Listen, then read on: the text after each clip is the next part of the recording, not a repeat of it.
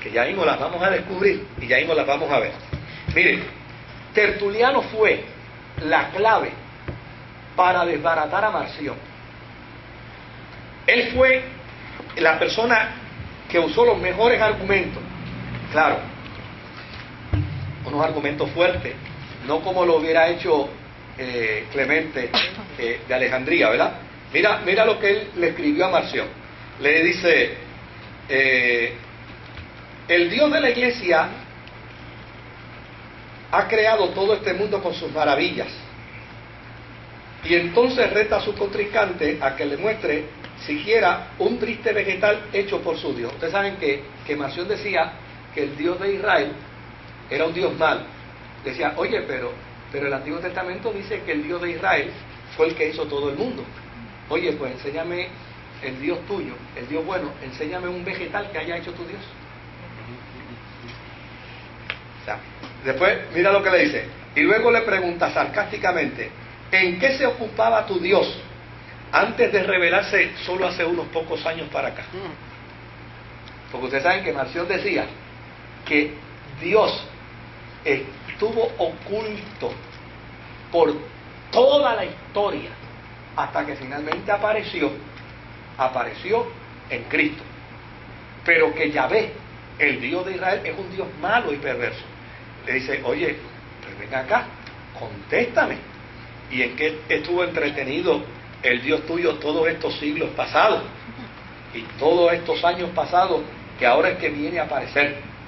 Entonces, esos fueron los argumentos que él empezó a utilizar para desacreditar la base teológica de Marción.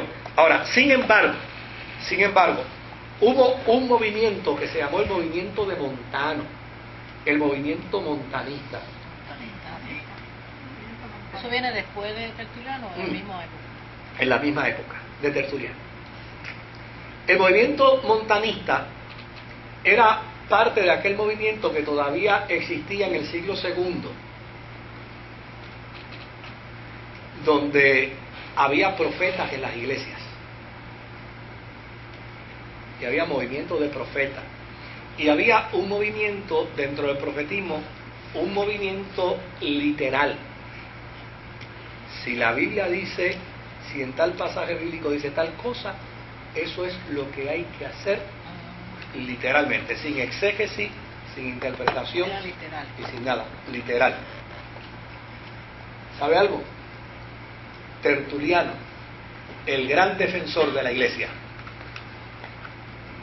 el apologeta más grande que la iglesia tuvo en el siglo II, se fue con el movimiento montanista. Al final se fue. ¿Por qué? Porque le hacía sentido eso de la interpretación literal. Fíjese, Irineo iba en una posición contraria. Irineo decía, lo literal no necesariamente es lo importante en el análisis. Tertuliano decía, lo literal, lo que dice. ¿Qué dice ahí? Eso es lo que hay que hacer. Entonces, desde luego, el movimiento montanista, que era un movimiento que pretendía parecerse a la iglesia de Pentecostés, que quería circunscribirse a los criterios de la iglesia en su origen, pues abrazaban una serie de ideas y de concepciones que ellos la atachaban a esa época. Y desde luego, finalmente, en el 207, Tertuliano se declara montanista. Y ese era el movimiento que la iglesia, era uno de los movimientos que la iglesia había declarado herético. Por el hecho de que se daban solo en el campo de lo literal. Claro, hay que estar dentro del contexto histórico. Mire, dentro del contexto histórico, uno puede estar en unas circunstancias dadas. Debe ver si yo se lo puedo ejemplificar de esta manera. Cuando nosotros queríamos salir de la dogmatización de la Iglesia de Dios Pentecostal, nosotros queríamos ser un ente de vanguardia y de desarrollo de pensamiento dentro de la organización, pero no queríamos salirnos de ella. Por lo tanto, fíjense en qué problema estábamos. Teníamos que combatir el pensamiento tradicional, pero a la misma vez teníamos que combatir a los pensadores liberales, que entonces venían y decían, olvídate, vamos a romper con todo esto. No, es que esa no es nuestra intención, ese no es nuestro propósito. Vamos a abrir esto por completo. No, es que ese no es nuestro propósito. Entonces, desde luego, en ocasiones tuvimos que frenar a aquellos conservadores, pero en ocasiones tuvimos que frenar a aquellos liberales y decirle, no, si es así como tú piensas y es así como tú crees, no puedes trabajar con nosotros, porque nuestra intención no era hacer el movimiento del péndulo, oscila de un extremo a otro. Nuestra intención era hacer un movimiento, obviamente, que fuera más de centro y no pendular. En este caso, pues a la iglesia le pasaba lo mismo. A la iglesia le pasaba lo mismo cuando los gnósticos vinieron con su cuento docetista. La iglesia dijo, no te queremos. Pero cuando vinieron estos montanistas, que muy probablemente tenían muchísima razón y tenían muchos elementos que los asemejaban, pero ese planteamiento de ser totalmente literal, entonces les afectaba para la imagen que ellos querían proyectar al segundo siglo, que era la imagen de ¿qué? De que ellos eran gente que pensantes.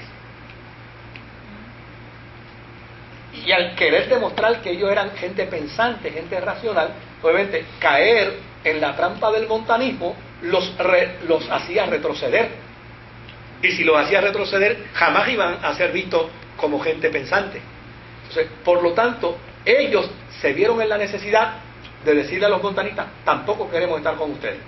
Pero desde luego, Tertuliano, que no le hacía gracia Irineo, ni le hacía gracia Clemente, pues obviamente digo, no, pues yo mejor me voy con ellos.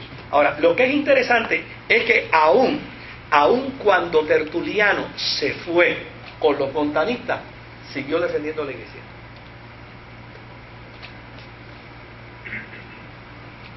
Siguió siendo defensor del cristianismo. Era montanista, pero seguía defendiendo la fe cristiana. Y la iglesia apoyó sus escritos como defensa. Bueno, el primero, con esto termino. El primero que dijo, que propuso el concepto de la Trinidad, de una sustancia y tres personas, fue Tertuliano. Hasta el día de hoy, ese es el concepto que prevalece. ¿Se acuerdan aquella discusión que tuvimos hace unos meses atrás, donde una persona decía que eso era producto del siglo IV, y yo decía, no, espérate, deja que lleguemos a la historia, vas a descubrir que no era producto del siglo IV. En el siglo I ya había ese pensamiento, y en el siglo II ya se ratifica ese pensamiento. En el siglo II, pues Tertuliano fue el proponente del concepto de una persona, de una sustancia y tres personas, y fue el proponente del concepto de una persona y dos naturalezas respecto a Cristo. La dualidad. Para combatir el gnosticismo, que decía, si era Dios no podía ser hombre, y si era hombre no podía ser Dios. Pues él dijo, pues mira, Jesucristo era verdadero hombre y era verdadero Dios. En él había dos naturalezas. Fíjense qué interesante, que ya en el siglo II de la era cristiana ya había proponentes del concepto trinitario en medio de la vida de la iglesia, y Tertuliano fue precisamente ese insigne abogado. Eso fue en el 1, ¿verdad? En el siglo II. En el 2. No, ya en el 200, 205, 207, 210.